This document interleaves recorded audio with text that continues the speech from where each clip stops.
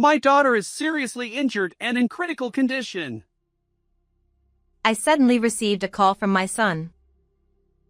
While I was on a trip abroad, I learned of my granddaughter's dire situation and immediately returned to the United States. However, it was too late. I didn't make it in time. My 5-year-old granddaughter had passed away and was placed in a small urn. A year later, when I went to visit the grave, I saw a small child praying. Oh, Grandma. To my astonishment, it was my granddaughter who was supposed to have died. She spotted me and joyfully ran towards me. I hugged her tightly, hardly believing my eyes. Then, I learned the terrifying truth that had been kept from me all along, and I was consumed with a burning desire for revenge. My name is Nancy, and I'm 63 years old. My husband has already passed away, and I live alone.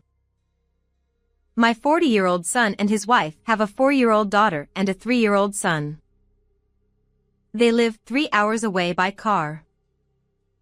My son, John, and his wife, Amy, would bring the grandchildren to visit me a few times a year. These visits were precious and joyful times for me, but there was something that slightly concerned me. It was about my granddaughter, Emma. I couldn't shake the feeling that she was being treated differently compared to her younger brother, Harrison. This thought first struck me one day when my son and his wife were staying overnight at my place. They mentioned they were going to buy some toys and took Harrison with them, leaving Emma behind. After they left, Emma looked up at me with her sweet eyes and said, Grandma, I'm hungry. "Oh, I'm sorry I didn't notice.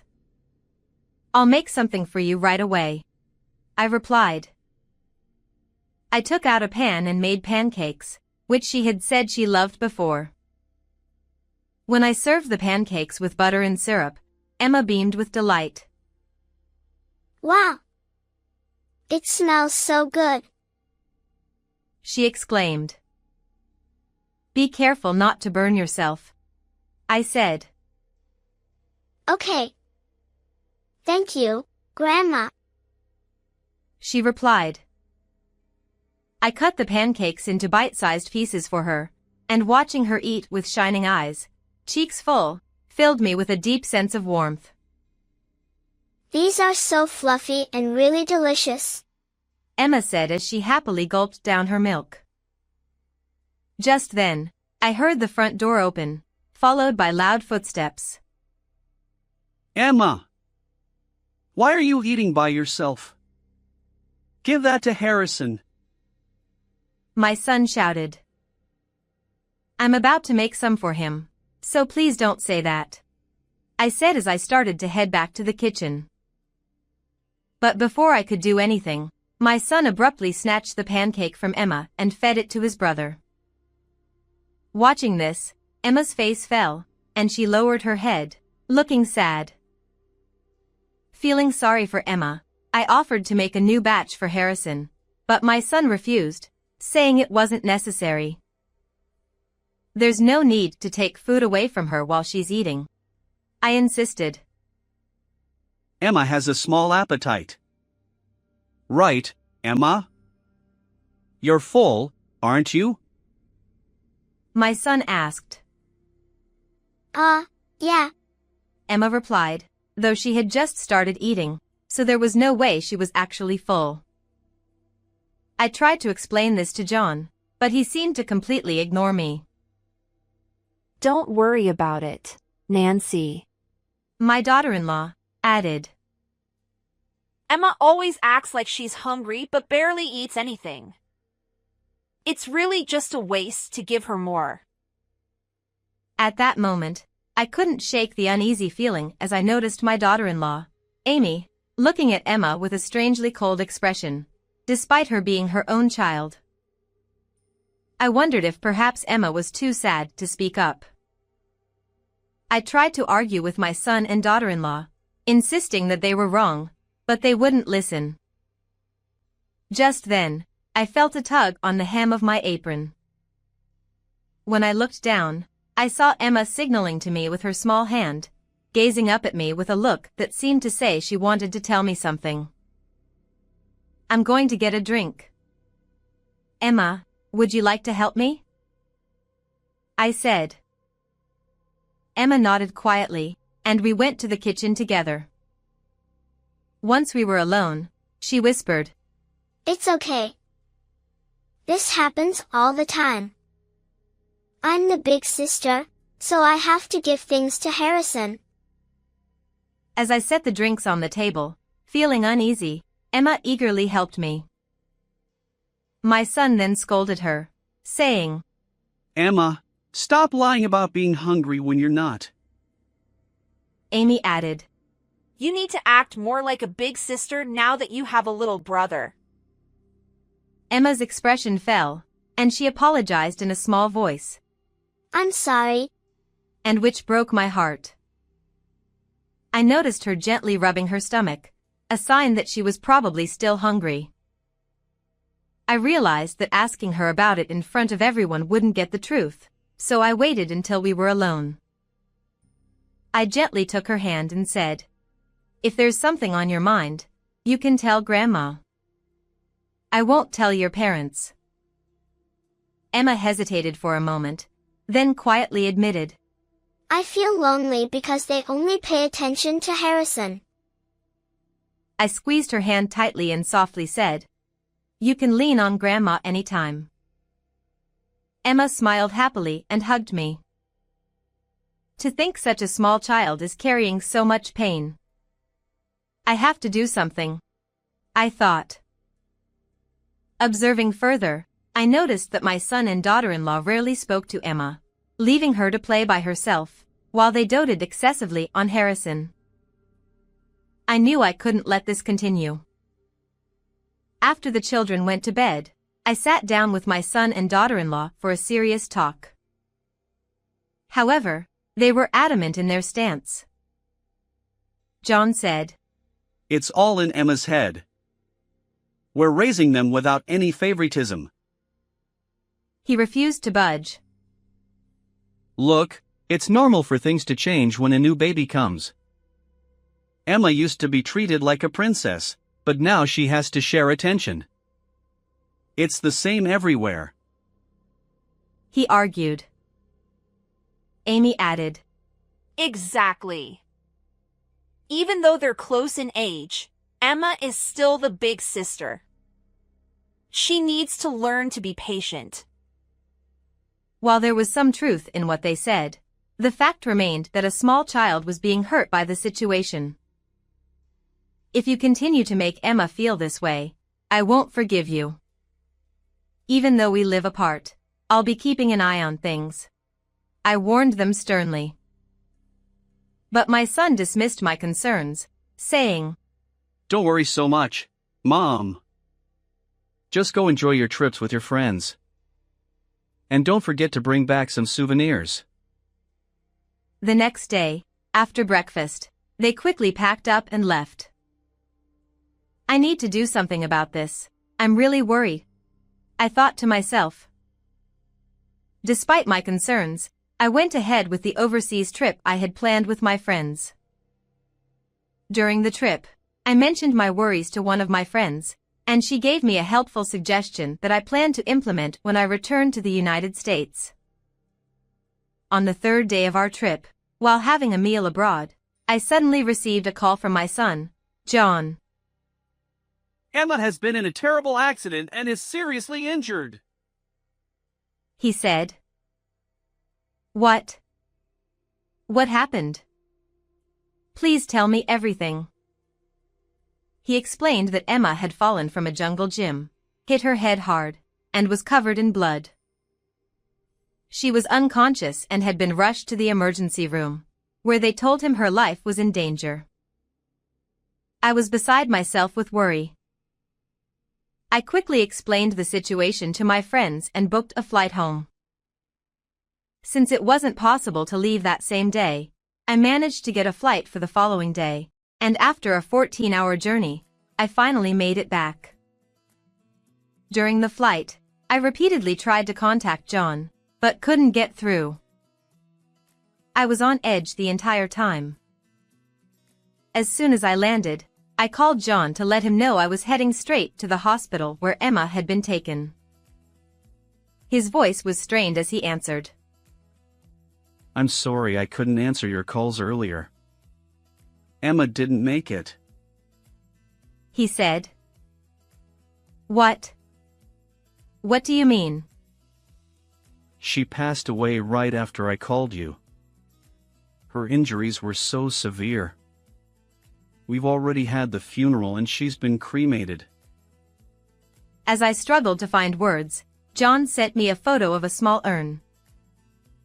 Emma. Emma. How could this have happened? I spent a long time sitting in the airport lobby, crying silently. When I told John that I was coming over to his house, he hesitated. Well, I'm not sure about that, he said, trailing off. Please, at least let me light some incense for her, I pleaded. It all happened so suddenly, and Amy is really shaken up. Could you just give her some space? I understood that losing her child must have been a tremendous shock for Amy, so despite my heavy heart, I had no choice but to slowly make my way back home. Once there, I placed a photo of Emma's smiling face on the altar, lit some incense, and prayed quietly. The realization that I would never see her again overwhelmed me, and I couldn't stop the tears from flowing. One day, I checked the mail and found that something I had ordered had arrived. Knowing I no longer had any use for it, I absent-mindedly tossed it into the bag I always carry. A while later, I called my son and found out that they had buried Emma's ashes at my late husband's grave, about 2 hours away by car. Why didn't you tell me? I asked, upset. Mom, Amy just really doesn't want to see you, John replied. You remember how you accused us of favoring Harrison the last time we met? Amy hasn't been able to get over it. She's still deeply hurt. I feel terrible for what I said to Amy. Please, let me apologize to her properly. Can you help me make peace with her? I asked. Just leave us alone, he said. I don't want you prying into our lives anymore. Our conversation was entirely one-sided. John didn't allow me to visit their home, and he even asked me not to visit the grave, saying that running into me there would be too painful for Amy. Eventually, John and Amy moved away from the place where they lost Emma, and we became estranged. Days passed in a fog of sorrow, and I was left alone, full of regret for what I had said. A year later, on the anniversary of my granddaughter's death, I decided to visit her grave. If I go in the evening, I probably won't run into John or Amy, I thought. I bought a bouquet of white chrysanthemums and, with a pail in hand, walked towards our family grave. As I approached, I saw a small child crouching in front of the grave, hands clasped in prayer. Hello there. Who might you be? I asked gently. The child turned around, and I froze in shock. Grandma. She exclaimed. It was Emma, the granddaughter who was supposed to be dead. She spotted me and ran over with a big smile, her face lighting up with joy. Disbelieving, I instinctively pulled her into a tight embrace, feeling the warmth of her skin as my mind raced in confusion. Grandma, are you alive? Emma asked. Yes, of course. But you. I trailed off, trying to make sense of the situation. As she spoke, the horrifying truth came to light. I checked behind the tombstone, just to be sure, but Emma's name wasn't inscribed there. How dare they play such a cruel trick? I will never forgive them.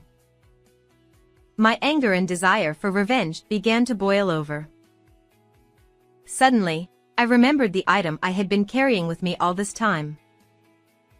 After setting something in motion, I said goodbye to Emma at the cemetery. I will protect that smile, no matter what it takes. I vowed. 30 minutes later, I went to my son's house, the one they had supposedly moved to.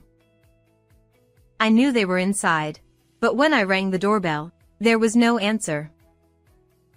They were clearly pretending not to be home. I couldn't wait another second, so I forcefully opened the front door. John and Amy were inside, and they jumped in shock when they saw me. "Don't pretend you're not here," I shouted. John stammered. How did you open the front door? It wasn't even locked. "Emma. Grandma's here, come out," What are you talking about? John yelled. We told you she's gone. She's not here. Ignoring him, I called out Emma's name loud enough to echo through the house. Soon, I heard the pitter-patter of tiny feet, and Emma came running toward me. Moving quickly, I scooped her up in my arms, preventing my son from getting in the way. John and Amy were wide-eyed, speechless, as they watched. I fixed them with a cold stare. Emma was supposed to have passed away exactly a year ago. So why is she here? Realizing he couldn't lie his way out of this, John finally admitted that they had pretended she was dead because it was easier than dealing with my opinions on how they were raising their kids. "You two are the worst," I said, my voice seething with contempt. John shot back. This is your fault. We've been taking good care of Emma, but you accused us of only loving Harrison. Amy added. Exactly. You made these baseless accusations and it's been nothing but torture for us ever since. And now, barging into our home like this, you're the one who's out of line. At first, they seemed cornered, but as they continued, they started attacking me with increasing aggression. But I wasn't backing down. I pulled out a photo I had taken at the grave and showed it to them. It was of Emma, in tattered clothes, emaciated, and covered in bruises. She's wearing the same clothes right now. You couldn't even bother to give her clean ones? I asked coldly. John tried to deflect. She runs around outside and tears her clothes all the time. She barely eats, and the bruises are just from falling. I could accept scraped knees, but these bruises were in places that didn't make sense. I knew I couldn't let this slide, so I played them an audio recording. It was a conversation between them. Emma's a nuisance, damn it. If you hadn't been looking out the window, none of this would have happened. It makes me sick. The recording also captured the sounds of Emma crying as they insulted her. As if it weren't bad enough that you were treating her so horribly, you even planned to get rid of her. I can't believe you're my own son. What you two have done is beyond cruel. John, shocked, demanded. How did you even record our conversation? The clarity of the audio had clearly taken them by surprise. I explained that I had hidden a listening device in the little pouch Emma always carried with her. I had asked Emma to leave it in the living room on purpose. A year ago, while on a trip with my friends, one of them had shared this method with me. I ordered the device online so that I could put the plan into action as soon as I returned to the US. But when I received the news of Emma's death, I put the device away in the bag I always carried and completely forgot about it. As it turned out, by a stroke of luck, I went to visit the grave on the same day my granddaughter was in the park nearby with her family. Initially, They planned to leave Emma at home and go on a picnic as a family of 3. However, just as they were getting into the car, a neighbor who had brought over a community notice said, "Oh, heading out as a family? How nice. Is the child peeking out the window staying behind?" Left with no other choice, they reluctantly brought Emma along.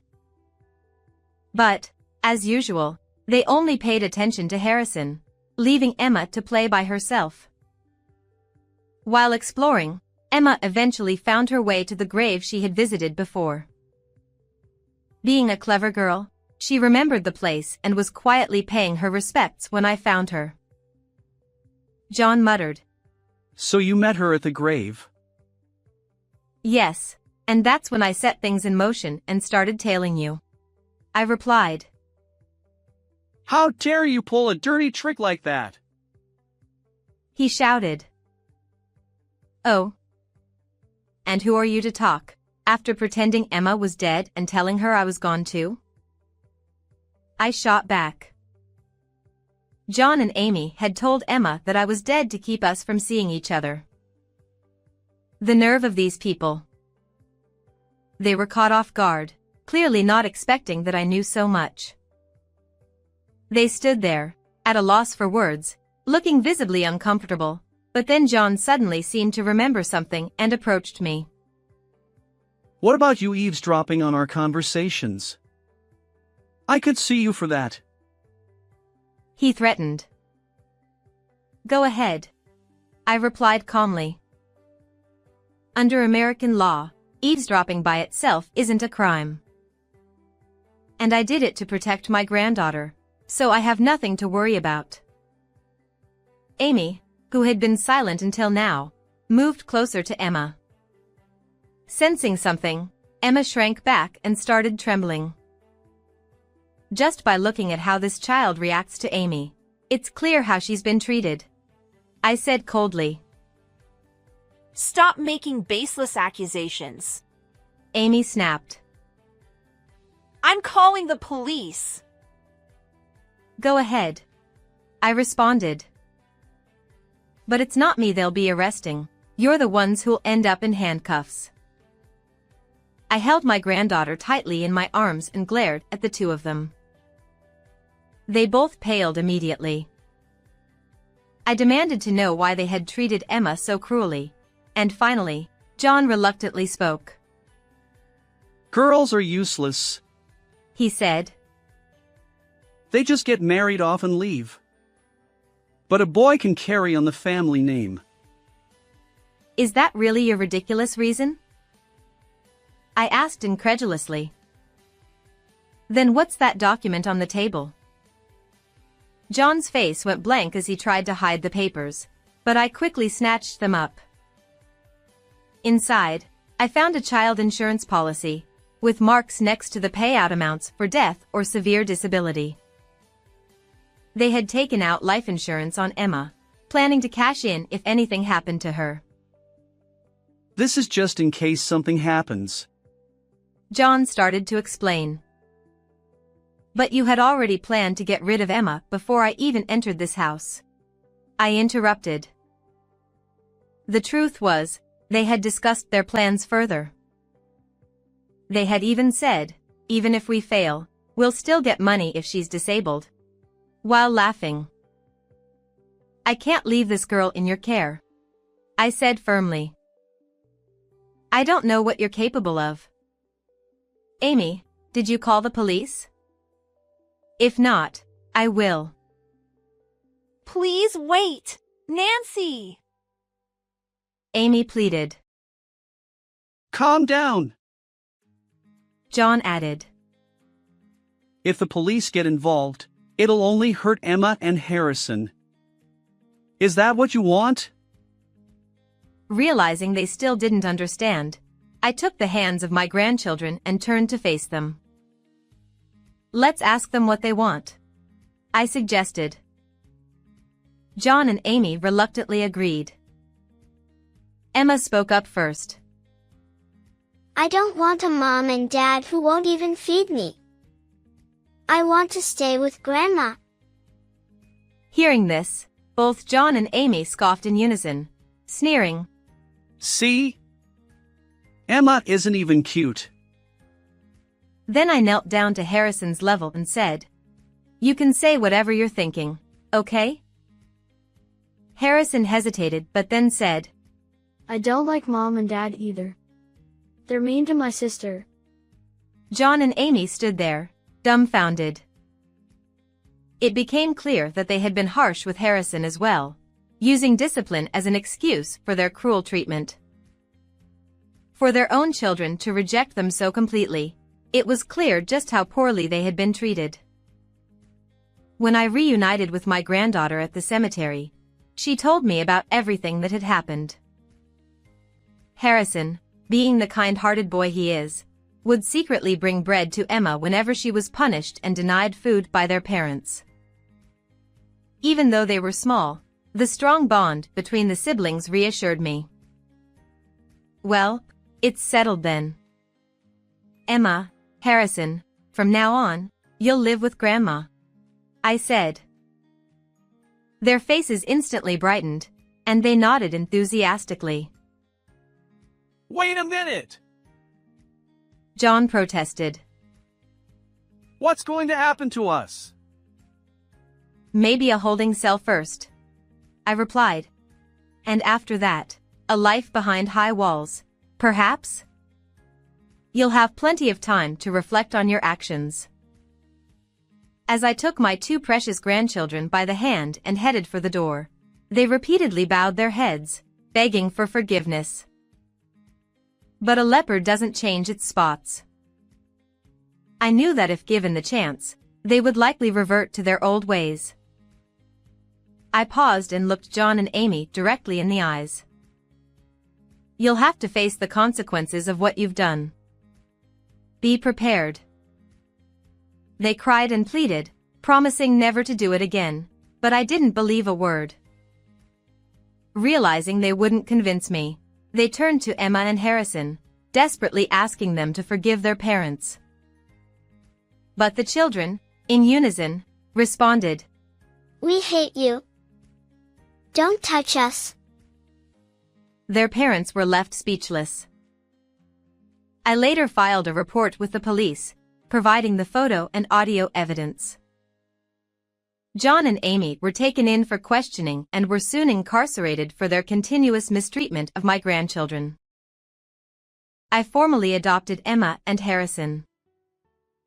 As it turns out, it was Emma who had quietly unlocked the front door that day. After we met at the cemetery, she understood what needed to be done and acted swiftly.